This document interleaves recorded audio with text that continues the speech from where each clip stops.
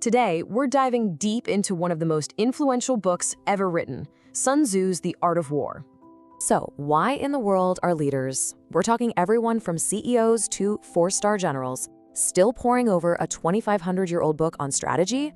Well, the answer is all about its profound, timeless wisdom, which, believe it or not, goes way beyond the battlefield and straight into boardrooms, courtrooms, and even our own personal lives. Okay, let's get into it.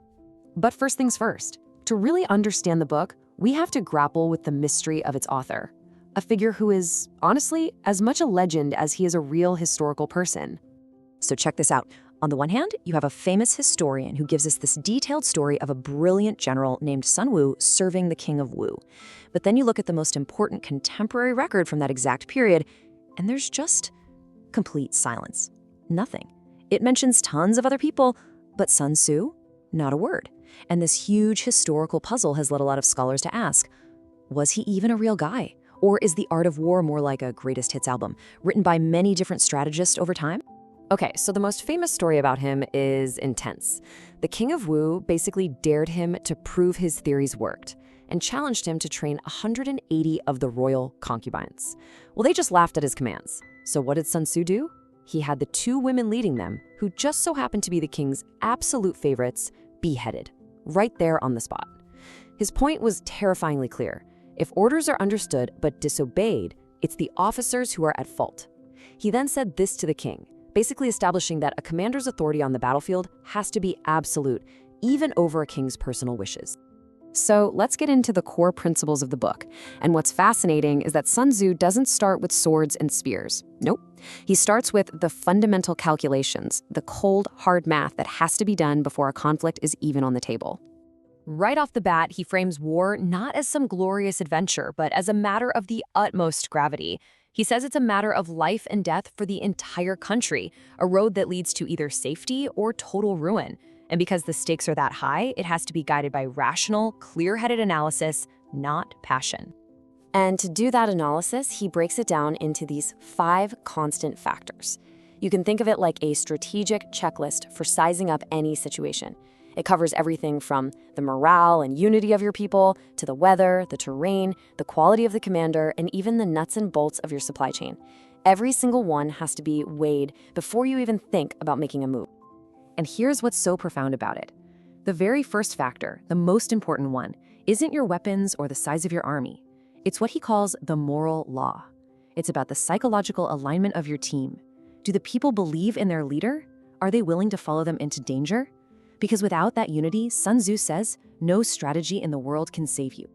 So, after all that careful calculation, it all leads to one of the book's most famous and fundamental principles. All warfare is based on deception. Once you've done your homework, the path to victory is all about misleading your opponent.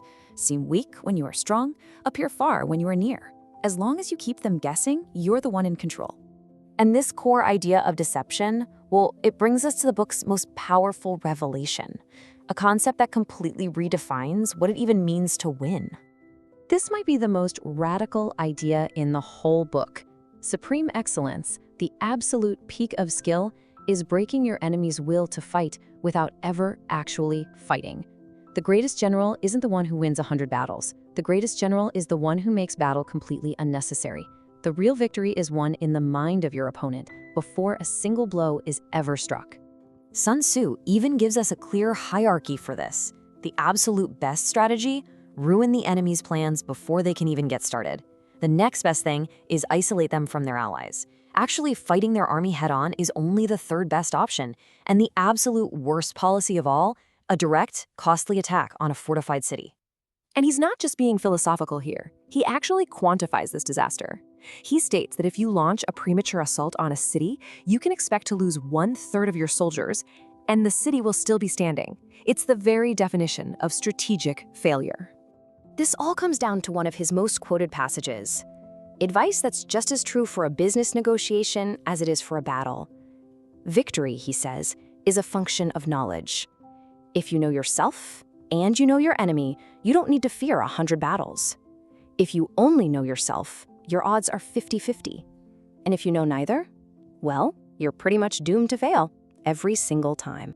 But you know, it's not just what Sun Tzu said that's so important, it's how he said it. The actual craft and style of the book are a huge reason why it's so timeless and impactful. Even ancient commentators pointed out how incredibly efficient his writing is. The style is very brief, almost poetic, but every single word is loaded with meaning, and it forces the reader to just stop and think. This is not a book you can just skim, it's a book you have to contemplate. He introduces these really elegant, complementary ideas. The Cheng, which is the direct move, and the Qi, the indirect. Think of it like a boxer's 1-2 punch. The Cheng is the jab, the obvious, expected move that gets your opponent's attention. But while they're focused on that, you hit them with the Qi, the surprise uppercut they never saw coming. A master strategist is always flowing between these two, creating confusion and opportunity. And he uses these incredibly powerful metaphors to make his points stick. I mean, listen to this. The impact of your army may be like a grindstone dashed against an egg. What a visual! It's all about the science of finding your enemy's weak points, the egg, and focusing your overwhelming strength, the grindstone, right on that spot. It's about precision and leverage, not just brute force. So this all brings us back to that big question. Why does a 2,500-year-old book about chariot warfare still get so much attention today? Well, let's bring these ancient ideas right into the 21st century. Sun Tzu's wisdom has become essential reading in so many fields outside the military. It's a cornerstone of modern business strategy. You see it when a small tech startup avoids a direct fight with a giant competitor and instead uses an indirect attack on a niche market where the big company's weak. It informs legal tactics, sports coaching, and even personal development, where we can use these ideas to overcome our own internal battle. So what can you actually take away from all this? Here are 4 key ideas. First, always calculate before you commit. Do your homework. Second, aim for a quick, decisive victory, because prolonged struggles are ruinous for everyone. Third, and this is the most important one, always try to win before the battle even begins through superior planning. And finally, master the art of the indirect approach to strike where you are least expected. As we close out this explainer, I want to leave you with this to think about. What is your most important battle right now? It could be a project at work, a difficult negotiation, a personal goal, whatever it is. How could you apply Sun Tzu's highest principle and win it without ever having to fight?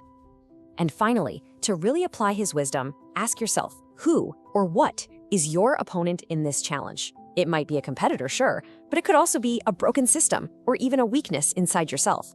And what is the one crucial thing you fail to understand about them? What is that one piece of knowledge that, if you had it, could turn the entire situation in your favor?